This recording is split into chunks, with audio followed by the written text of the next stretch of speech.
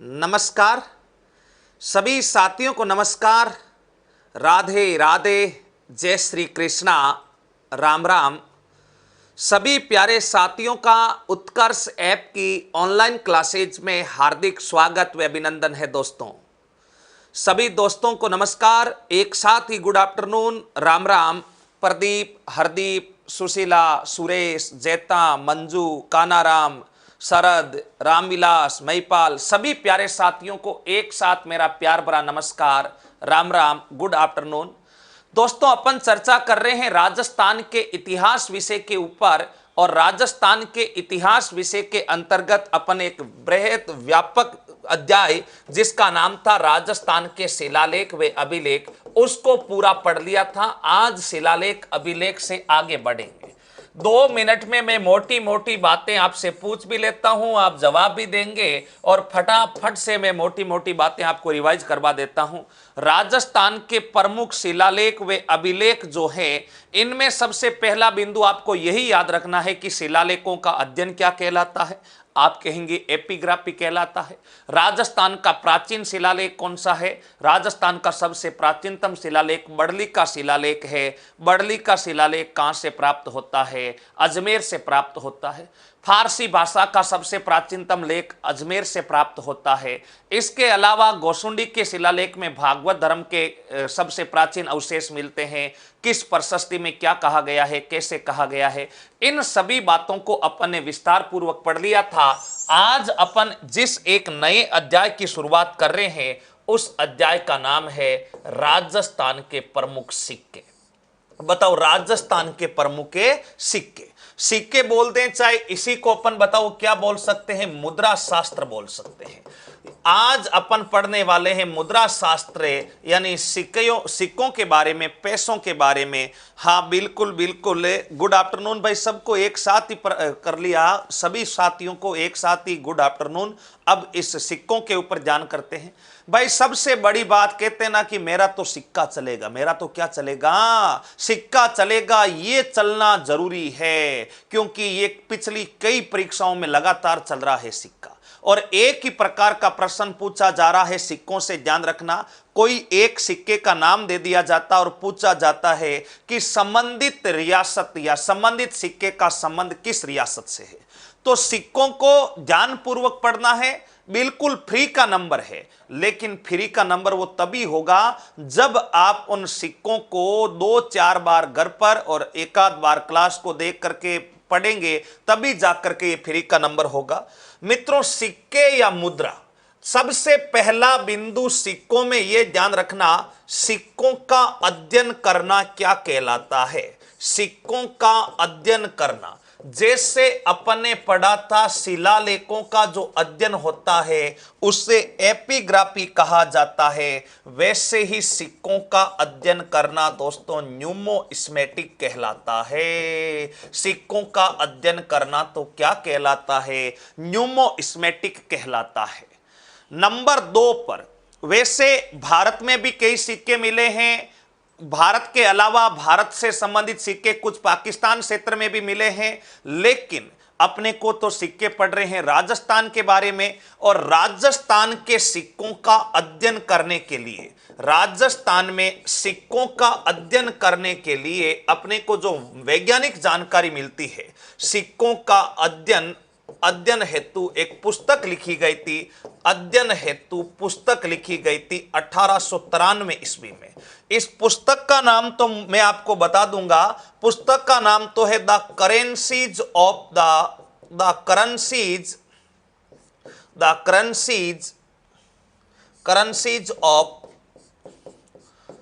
The Hindu state Rajputana. Hindu state Rajputana.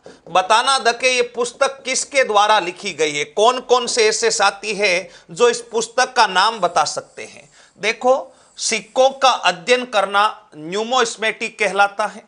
Rajasthan के सिक्कों का अध्ययन वैज्ञानिक तरीके से करने वाले पहले व्यक्ति का नाम क्या था, यह आपको बताना है। और उन सिक्कों के अध्ययन के लिए एक पुस्तक लिखी गई थी, the currencies of the Hindu state Rajputana, किसके द्वारा लिखी गई थी? श्री राम का सही उत्तर आ रहा है, श्री राम बेरवा का, गोपाल सिंह शेखावत का। बिल्कुल, ये पुस्तक जिस व्यक्ति के द्वारा लिखी गई थी उस व्यक्ति का नाम बताओ क्या था भाई? केब। उस व्यक्ति का नाम क्या था? केब। केब के द्वारा लिखी गई इसी पुस्तक के आधार पर अपन राजस्थान के सिक्कों का अध्ययन कर सकते हैं, और सिक्कों का अध्ययन न्यूमोस्मेटिक कहलाता। फटाफट से एक बार यहां तक उतारो, उसके बाद आगे चलते हैं।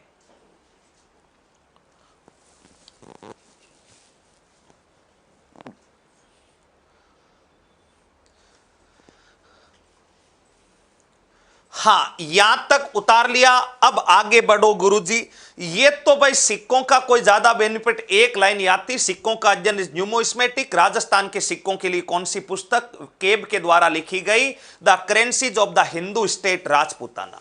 अब बात करूं मैं राजस्थान में, तो सबसे पहली बात, राजस्थान में सबसे प्राचीन सिक्के कौन से हैं? राजस्थान के सबसे प्राचीन सिक्के, राजस्थान के सबसे प्राचीन सिक्के, यानी जो राजस्थान से प्राप्त सिक्के हैं, उन राजस्थान के सबसे प्राचीन सिक्के कौन से होंगे? अगला बिंदु अपने को यही याद रखना है कि राजस्थान से प्राप्त सबसे प्राचीन सिक्के कौन से। ठीक है, याद रखते हैं। राजस्थान के सबसे प्राचीन सिक्कों में पहला जो सबसे पुराना सिक्का है उसका नाम है मित्रों पंचमार्क। बताओ सिक्के का नाम क्या है? पंचमार्क सिक्के। आप कहेंगे ये पंचमार्क सिक्के कौन से होते हैं? परीक्षा में सीधा प्रश्न आएगा, राजस्थान से प्राप्त सबसे प्राचीनतम सिक्के हैं, तो आपका उत्तर होगा पंचमार्क सिक्के। आप कहेंगे कैसे होते हैं पंचमार्क सिक्के, दिखाना दके।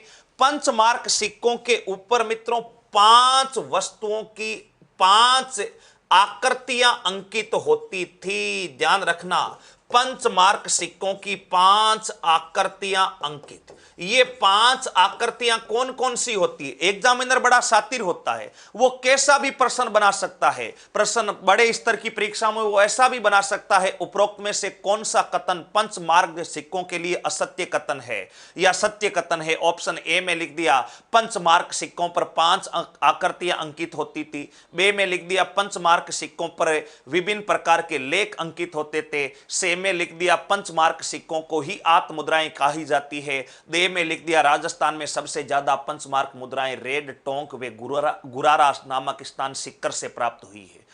फिर से कह रहा हूं, पंचमार्क सिक्कों के ऊपर किसी भी प्रकार का लेख नहीं होता था, यानी कोई शब्दावली नहीं लिखी हुई रहती थी, केवल 5 चित्र होते थे। और इन 5 चित्रों वाले सिक्कों को क्या कहा जाता था? पंचमार्क सिक्के कहा जाता था।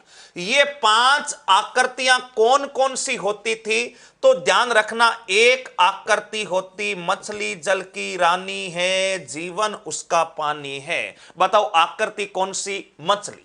मछली के पश्चात वृषभ। वृषभ का अर्थ होता है बेल। वृषभ का अर्थ बताओ क्या होता है? बेल। वृषभ के अलावा एलिफेंट। एलिफेंट को कहते हैं हाथी। हाथी का पर्यायवाची होता है गज। और राजस्थान का सबसे प्रमुख हाथी राम प्रसाद, जो महाराणा प्रताप का हाथी था। हाथी के अलावा पेड़। हाथी के अलावा पेड़, और पेड़ के अलावा अर्धचंदा। अर्धचंद्राकार आकृति, यानी चांद जो होता है उसको आधा बनाया हुआ अर्धचंद्राकार आकृति। ये 5 आकृतियां या 5 चिन्ह लगे होते थे जिस सिक्के पर, उस सिक्के को कहते थे पंचमार्क सिक्का। और पंचमार्क सिक्के राजस्थान ही नहीं अपितु पूरे भारत के भी सबसे प्राचीन सिक्के पूछ ले तो पूरे भारतवर्ष में सबसे प्राचीन सिक्के बताओ किसको कहते हैं? पंचमार्क सिक्कों को कहते हैं।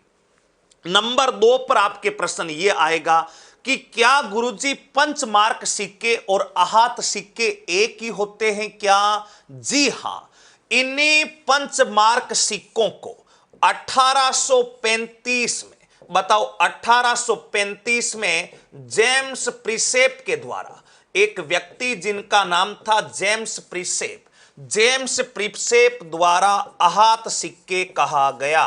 जेम्स प्रिसेप द्वारा बताओ कौन से सिक्के कहा गया? आहत सिक्के कहा गया। यानी पहले ये पंचमार्क नाम होता था, पंचमार्क से ये आहत बने। इन पंचमार्कों को आहत सिक्के कब कहा गया? 1835 में कहा गया। किसके द्वारा कहा गया? जेम्स प्रिसेप के द्वारा कहा गया। ये बात अपने को याद रखनी है। ठीक है गुरुजी, कोई दिक्कत नहीं है, ये बातें हम याद रख लेंगे। याद रख लेंगे तो बहुत अच्छी बात है। आगे का बिंदु बताओ, राजस्थान में सबसे ज्यादा पंचमार्क सिक्के किस स्थान से मिले? आपका उत्तर होगा राजस्थान में सर्वाधिक पंचमार्क सिक्के, राजस्थान में सर्वाधिक जो पंचमार्क सिक्के हैं वो मिले हैं रेड टोंक से।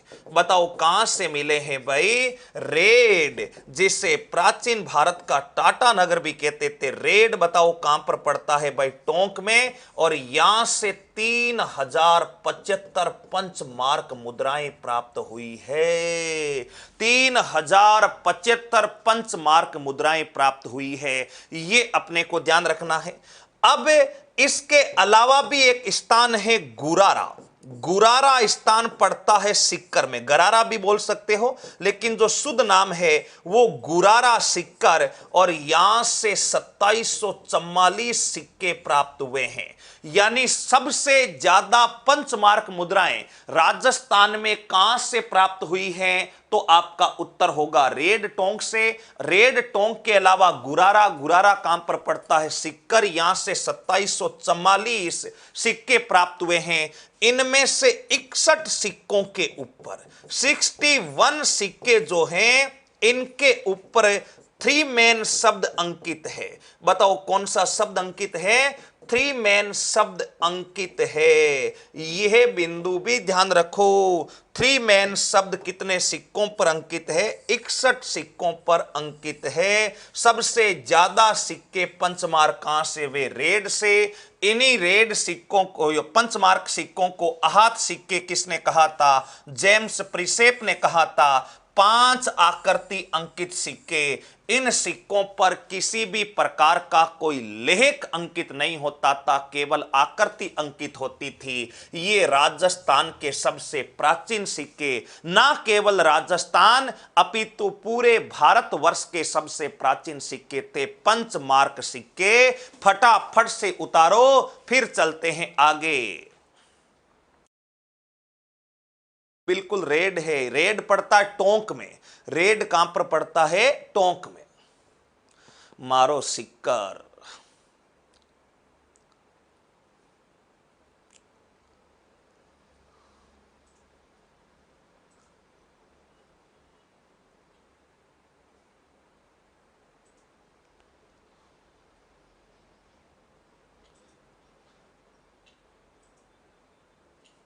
हाँ, सिक्के के आगे पीछे 5 आकृति होती बेटा। विजय कुमार सैनी।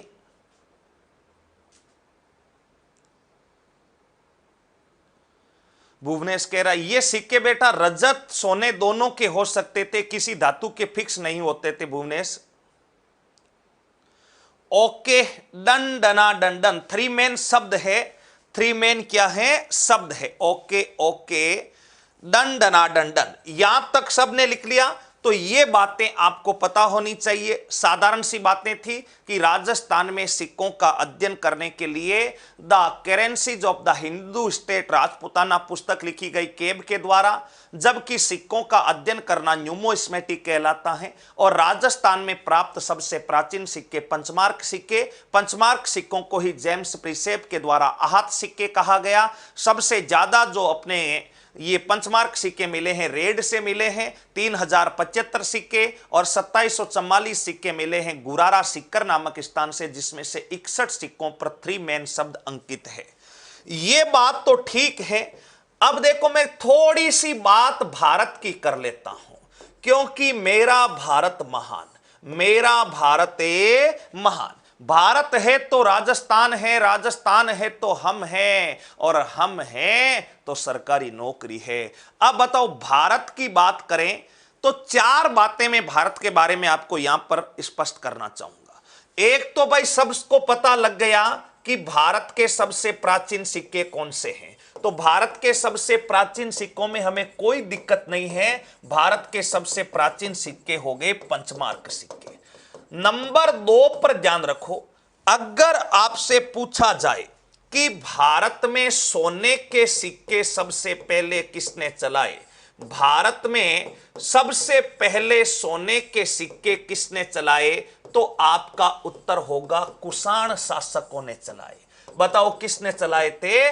कुषाण शासक वीकेंड फिशिस द्वारा चलाए गए थे। लेकिन वह राजा नाम लिखने की जरूरत नहीं है, आप इतना याद रखो कि भारत में सबसे पहले सोने के सिक्के चलाने वाले बताओ क्या थे? कुषाण शासक। हालांकि राजस्थान में इन शासकों के सिक्कों को मिरंडो कहा जाता था, जो रंगमहल हनुमानगढ़ से प्राप्त हुए थे, लेकिन सोने के सिक्के पूरे भारत में कुषाण शासक। नंबर 2 पर अगर मैं बात करूं सोने के सिक्कों के बाद शीशे के सिक्के, भारत में शीशे के सिक्के किसने चलाए? भारत में शीशे के सिक्के मित्रों सतवाहन शासकों ने चलाए। कौन से शासकों ने चलाए रे? सतवाहन शासकों ने चलाए। नंबर 3 पर बात करूं, भारत में सबसे पहले चांदी के सिक्के किसने चलाए? चांदी के सिक्के भारत में सबसे पहले चलाने वाले थे शक व सीतियन।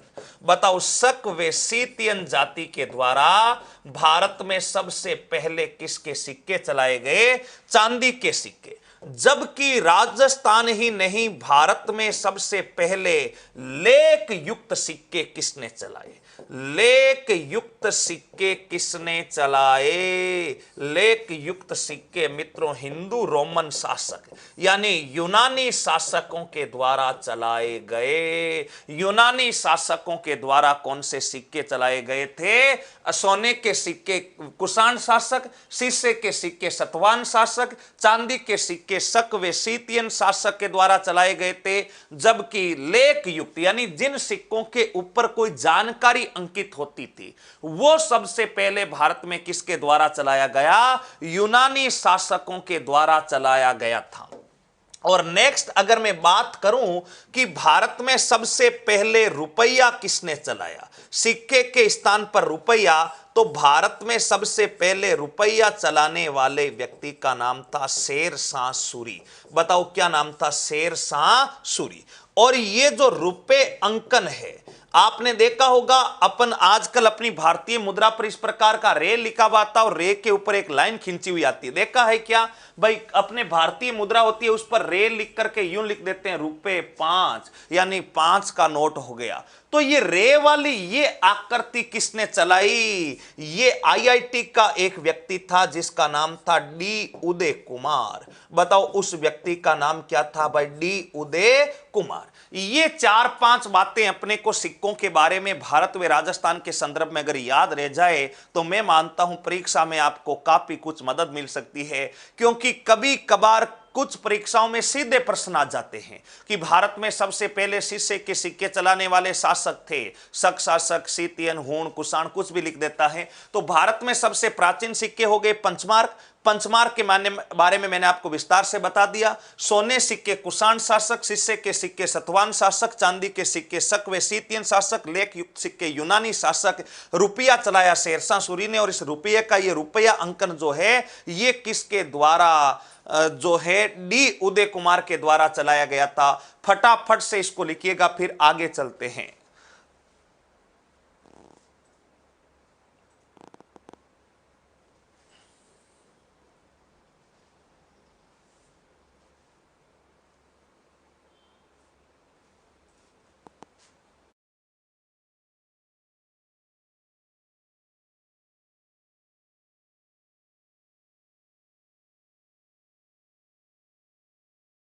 फटाफट। हाँ, सुगन उदय कुमार 2010 में चलाया था।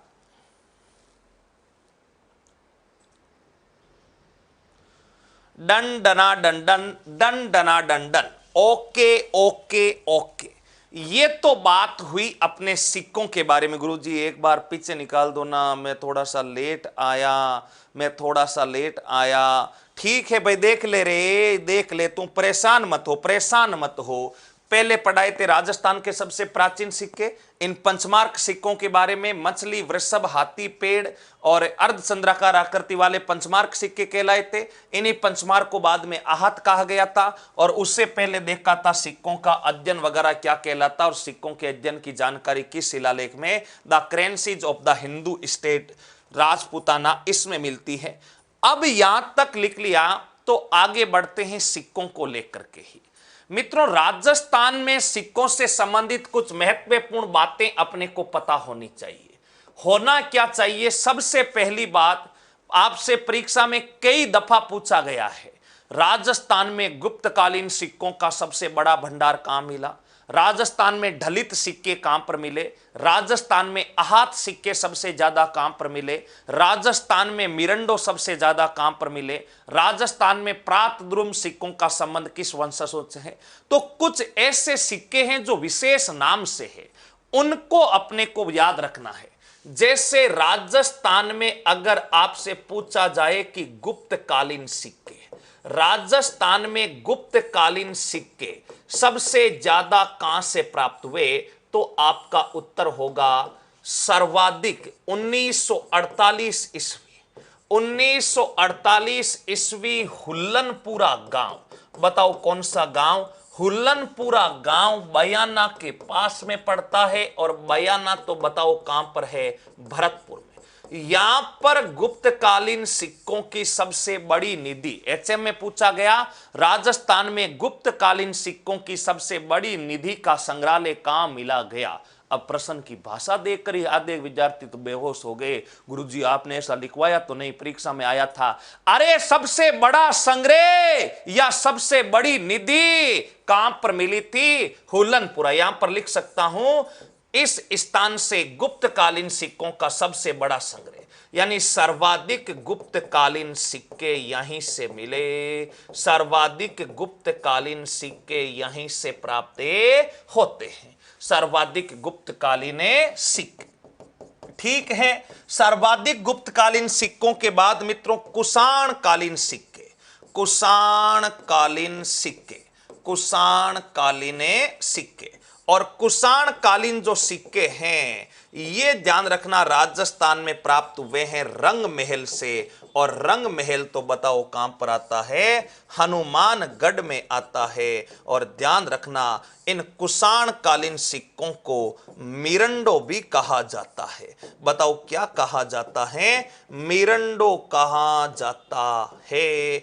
कुषाणकालीन सिक्के तो कहां से मिले? रंग महल। रंग महल बताओ कहां पर पड़ता है? हनुमानगढ़ में। इनको मिरंडो कहा जाता। और गुप्तकालीन सिक्के मिले हैं हुल्लनपुरा गांव से, और भी मिले, रेड से मिले हैं, रेड के अलावा जालोर से मिले हैं, लेकिन सबसे ज्यादा मिले हैं हुल्लनपुरा गांव। फटाफट उतारो यहां तक, फिर चलते हैं आगे।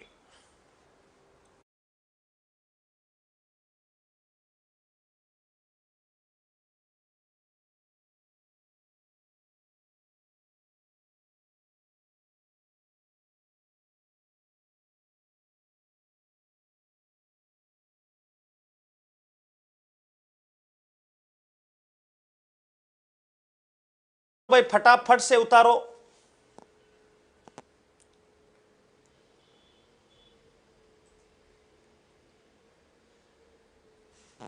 हाँ, यहां तक डन डना डन डन। हनुमानगढ़, हनुमानगढ़ मिरंडो कहा जाता है। हाँ, मिरंडो कहा जाता है। सर ज्योग्राफी की क्लास भी आप ही लिया करो। अरे नहीं रे बेटा, ज्योग्राफी कहां से हो जाएगी? सर मेरे कमेंट शो नहीं हो रही। अरे चौधरी साहब, दिनेश जी कैसी बात कर रहे हो? आपके कमेंट क्यों शो नहीं होंगे? हाँ, अब देखो गुप्तकालीन सिक्कों के बाद अगले सिक्कों के बारे में ध्यान रखना। फदिया सिक्के या फंदिया सिक्के, गदिया नहीं, फंदिया। फंदिया सिक्के राजस्थान में कहां से प्राप्त हुए हैं? और सबसे पहली बात, फंदिया सिक्के कौन से सिक्के कहलाते हैं? अभी मैं किसी रियासत के सिक्कों पर नहीं चल रहा हूं, अभी मैं केवल और केवल सिक्कों के सामान्य परिचय पर चल रहा हूं। परीक्षा में सीधा प्रश्न आएगा, फंदिया सिक्के क्या है? इतना ध्यान रखना, चौहानों के विनाश से लगाकर, चौहानों के विनाश से लगा करके, यानी चौहान साम्राज्य का जब अंत हुआ था, चौहान साम्राज्य के पतन से लगाकर चौहान साम्राज्य के पतन से लगाकर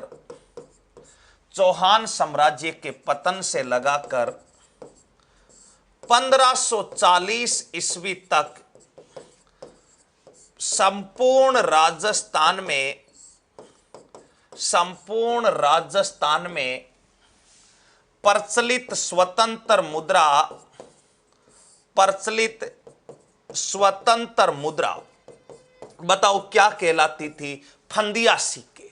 आपसे प्रश्न क्या पूछा जाएगा? मध्यकालीन राजपूताना इतिहास में 12वीं सदी से लगा करके 15वीं सदी के मध्य तक प्रचलित मुद्रा कहलाती थी। ऑप्शन ए में देगा फंदिया सिक्के, बी में देगा गदिया सिक्के, दे में लेगा पंचमार्क सिक्के, दे में कुछ और दे देगा मिरंडो वगैरह। तो ध्यान रखो भाई, चौहान साम्राज्य का पतन कब हुआ? ऐसा मानते हैं कि पृथ्वीराज चौहान अंतिम हिंदू सम्राट था। हालांकि उसके बाद भी चौहान वंश चलता रहा था। रणथंभौर में चौहानों का शासन था, रणथंभौर के अलावा जालोर में था, हाड़ौती क्षेत्र में था, सिरोही में आ गए थे चौहानों की देवड़ा शाखा। लेकिन चौहानों के हार पृथ्वीराज के बाद चौहानों का पतन शुरू हो गया था, और हमीर देव के बाद तो पूर्ण रूप से चौहान थोड़े से कमजोर दिशा में चले गए थे। चौहान साम्राज्य कमजोर हो गया था, इसीलिए अंतिम हिंदू सम्राट पृथ्वीराज को कहते हैं। फिर राज्य तो था लेकिन छोटा राज्य था। तो चौहानों के पतन से लगा करके 1540 ईस्वी तक राजस्थान में प्रचलित स्वतंत्र मुद्रा बताओ क्या कहलाती थी? फंदिया सिक्के कहलाती थी। मित्रों, फंदिया सिक्के के बाद में अगला सिक्का अपने को ध्यान रखना है, एलची सिक्का। बताओ कौन सा सिक्का? एलची सिक्का। एलची सिक्का क्या है? केवल और केवल इतना ध्यान रखना, मेवाड़ में अकबर द्वारा प्रचलित सिक्के। मेवाड़ रियासत में मुगल बादशाह अकबर द्वारा प्रचलित सिक्के, अकबर द्वारा प्रचलित जो सिक्के थे, उन सिक्कों को बताओ क्या कहा जाता था? उन सिक्कों को कहा जाता था एलची सिक्का। बताओ एलची सिक्का। बाद में शेरशाह सूरी का रुपया आ गया था, ये अपने इस फंदिया सिक्के के बाद में है, ध्यान रखना। मेवाड़ में मुगलों के द्वारा चलाया गया सिक्का एलची सिक्का। फटाफट उतारो, फिर आगे चलते हैं।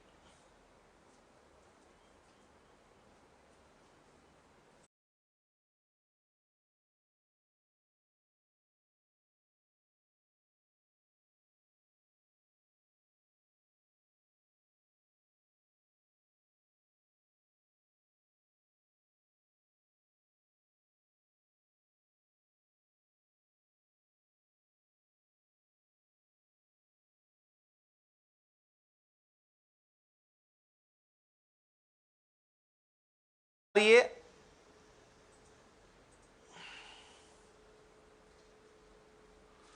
ओके, नोट कहां मिले गुरुजी? नोट भी मिलेंगे, नोट मिलेंगे जब रिजल्ट आएगा अपना। बताओ क्या आएगा? रिजल्ट आएगा। सिक्कों से काम नहीं चलेगा, अब तो किससे काम चलेगा? नोटों से। जब गवर्नमेंट नौकरी लग जाएंगे, ओएमआर सीट में गोले सही ढंग से काले कर देंगे, तब दोनों जेबें भर के नोट आएंगे, तब मैं आपको बताऊंगा कि फलां ट्रेजडी से आपका वेतनमान का बिल पास हो गया और आपके नोट मिल गए। नोट वाले उस समय लिखवाएंगे, अभी नहीं।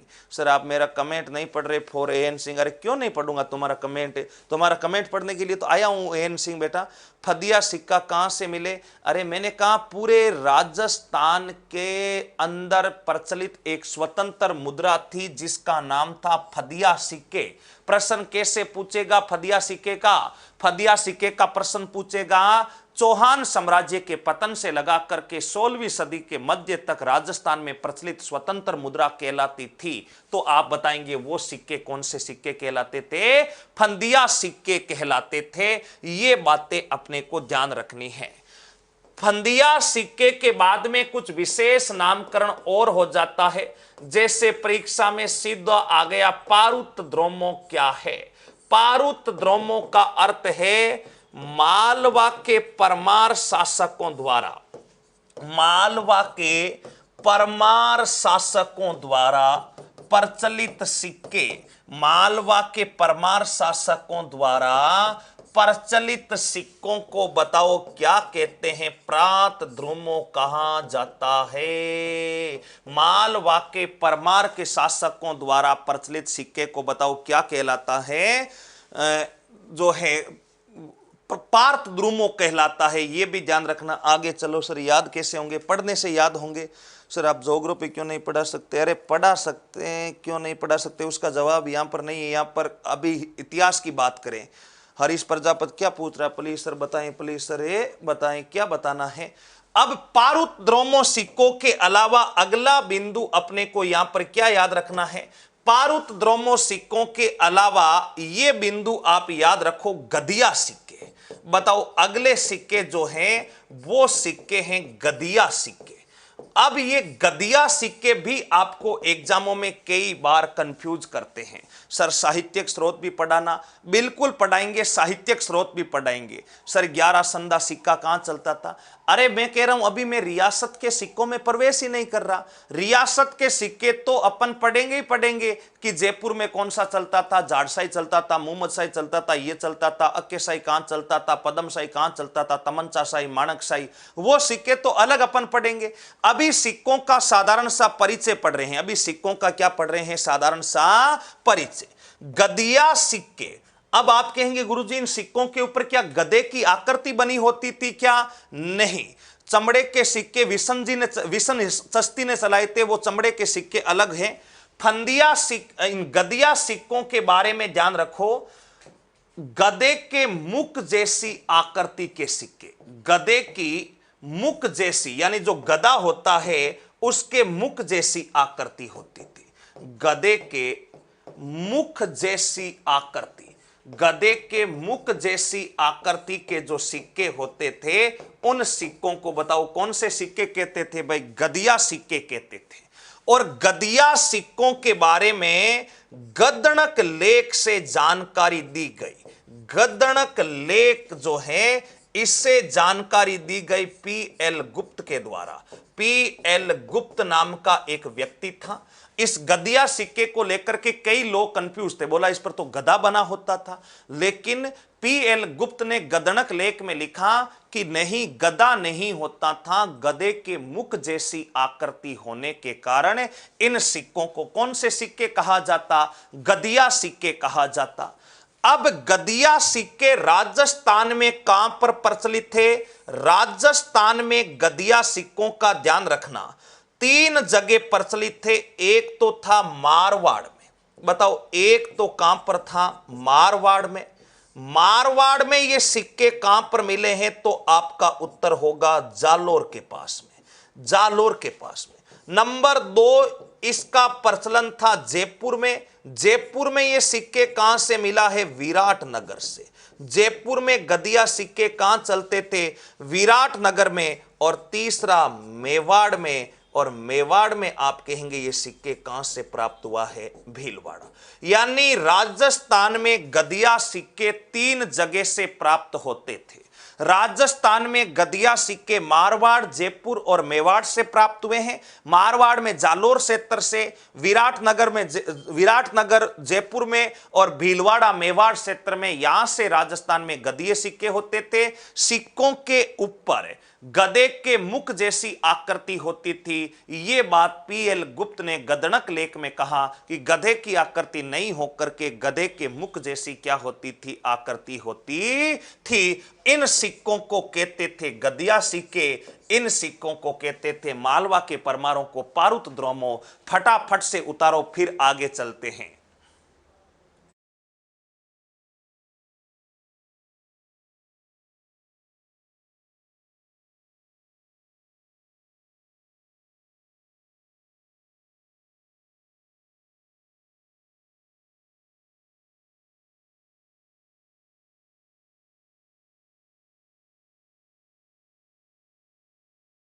ना सिक्के क्यों करवा रहे हो? अरे भाई सिक्कों के प्रश्न आएंगे, सिक्कों के प्रश्न आएंगे, इसीलिए ये आपको करवाया जा रहा है, नहीं तो इनको करवाने का कोई औचित्य था ही नहीं।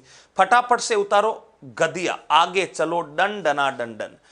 सर राजवंश पढ़ाओ ना प्लीज प्लीज, समझ में नहीं आई। करण जी सिक्कों को पढ़ना पड़ेगा, अभी अपन राजवंश में पद्मिनी की कहानियां ही सुन के आए हैं। इतिहास सोचा होगा इतिहास वही होता है, इतिहास वो नहीं। जब आप सिक्के पढ़ेंगे तो ये बार बार पढ़ोगे तब आदत में आएगा कि क्या होता है गदिया, क्या होता है पारुत द्रोमो, और परीक्षा में यहां से प्रश्न पूछे जाते हैं। तो राजवंश वाली कहानियां तो सुनेंगे ही सुनेंगे, लेकिन पहले प्राचीन इतिहास तो पढ़ना पड़ेगा, इनको छोड़ नहीं सकते। सिक्कों को पूरा विधि विधान से पढ़ेंगे। अब नंबर 2 पर सिक्कों के बारे में ध्यान रखो, एक शब्द होती है टकसाल। सिक्कों के ऊपर, सिक्कों के लिए एक शब्द होता है टकसाल। आप कहेंगे टकसाल क्या होता है? सिक्के जहां ढाले जाते हैं, जिसमें सिक्के ढाले जाते हैं, उसको बताओ क्या कहते हैं? टकसाल कहा जाता है। ध्यान रखना, सिक्के ढालने का स्थान, सिक्के ढालने का स्थान या यंत्र भी कह सकते हो। सिक्के ढालने का स्थान बताओ क्या कहलाता है? टकसाल कहलाता है। यानी जिसके अंदर सिक्के ढाले जाते हैं उसको क्या कहा जाता है? टकसाल कहा जाता है।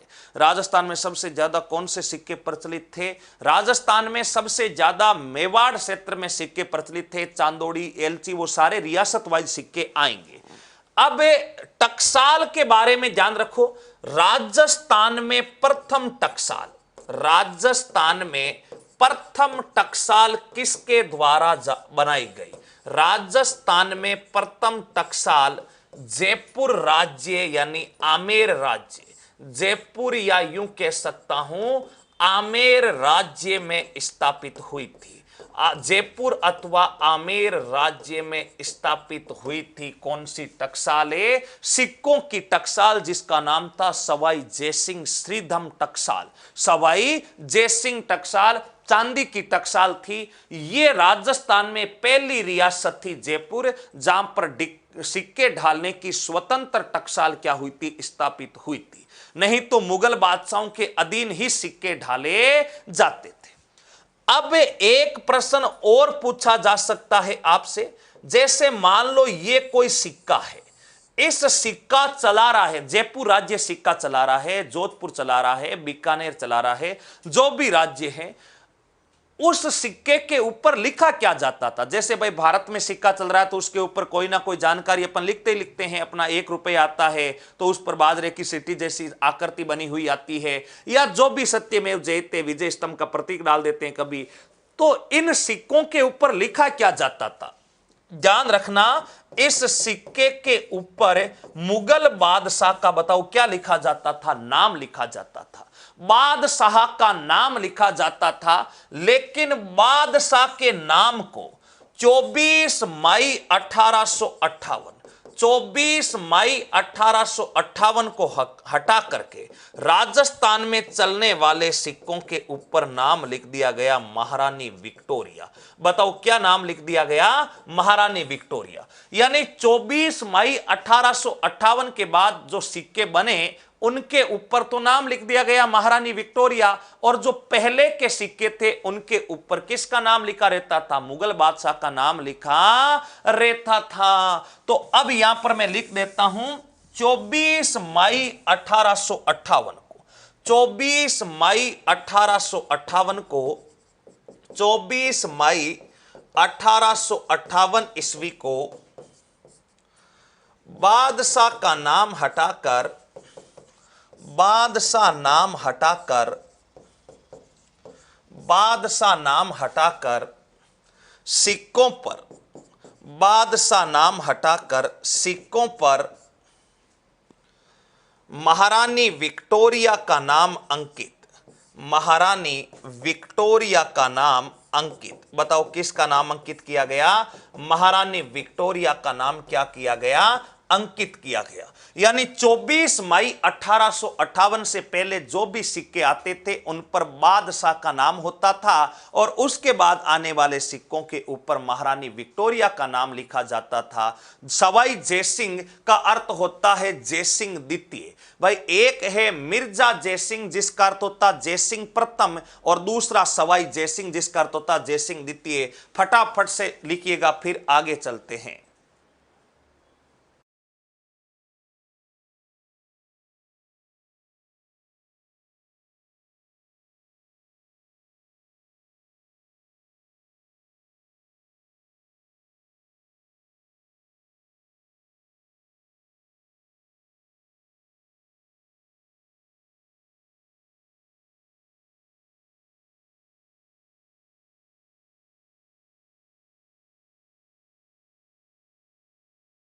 तो यहां तक सबको डन डना डंडन होना चाहिए। यह था अपने सिक्कों का साधारण सा परिचय। साधारण से परिचय के बाद में अब अपन चलेंगे राजस्थान के एक एक महत्वपूर्ण। हरिंदर मेरा टकसाल का क्या नाम था? अरे जयपुर रियासत पढ़ रहे हैं बेटा, उसमें सर हार टॉपिक फर्स्ट। हाँ, हार टॉपिक है फर्स्ट ही है। 24 मई 1858। मेरे कमेंट्स हो रहे हैं क्या? सबके हो रहे हैं सर। इनको पढ़ाई में आलस क्यों आता है, फालतू प्रश्न करते हैं। नहीं नहीं नहीं, हो गया हो गया, डन डना डन। तो अब अपन जो मुख्य सिक्कों का अध्याय है वो तो अब शुरू होता है। अब आप चाहे पिछला पटवार मेंस देख ले, आरएस प्री का पेपर देख लें, चाहे कृषि अधीक्षक कृषि सुपरवाइजर का पेपर देख लें, कृषि पर्यवेक्षक का पेपर देख लें, पशुधन सहायक का पेपर उठा करके देख लें, शारीरिक शिक्षक पीटीआई का पेपर उठा करके देख लें। प्रत्येक प्रतियोगी परीक्षा में मित्रों सिक्कों से, शिलालेखों से, अभिलेखों से प्रश्न डाले जाने लगे हैं। राजवंशों से भी प्रश्न आते हैं लेकिन कम आते हैं। तो यहां तक बताओ सब बातों को सबको अच्छे से क्लियर है कि नहीं है? भाई दोबारा से बता रहा हूं, सिक्कों का अध्ययन न्यूमोस्मेटिक कहलाता है। राजस्थान के सिक्के the currency of the Hindu state Rajputana पुस्तक में अध्ययन किया गया। यह पुस्तक केब ने लिखी थी। इसी पुस्तक के आधार पर अपन सिक्के पढ़ेंगे। उसके बाद सबसे प्राचीन सिक्के कौन से हो गए? पंचमार्क सिक्के हो गए, जिन पर 5 आकृतियां अंकित होती थी। इनको आहत सिक्के भी कहा जाता है, जेम्स प्रिसेप के द्वारा। सबसे ज्यादा राजस्थान में पंचमार्क सिक्के कहां से प्राप्त हुए हैं? तो रेड टोंक से प्राप्त हुए हैं। उसके बाद आपको बताया कि भारत में सबसे पहले भारत के सबसे पुराने सिक्के पंचमार्क सिक्के, सोने के सिक्के कुषाण शासक, शीशे के सिक्के सतवाहन शासकों ने चलाए, चांदी के सिक्के शक व सीतियन शासकों ने, लेख युक्त सिक्के यूनानी शासकों ने, रुपया शेरशाह सूरी ने और रुपए का अंकन डी कुमार उदयपुर ने करवाया था। तो यहां तक की सारी बातें अपने को अच्छे से पता होनी चाहिए। अब एक एक रियासत में कौन कौन से सिक्के प्रचलित थे, इन सिक्कों के ऊपर अपन अगली क्लास में विस्तार से बातचीत करते हुए इस सिक्कों के अध्याय का समापन भी अगली क्लास में करेंगे। आज के लिए इतना ही काफी है, क्योंकि आगे भी क्लास है, आपकी भी क्लास है। फिर मिलेंगे अगली क्लास में। तब तक के लिए आप सभी प्यारे साथियों को मेरा प्यार भरा नमस्कार, सादर वंदे, राम राम।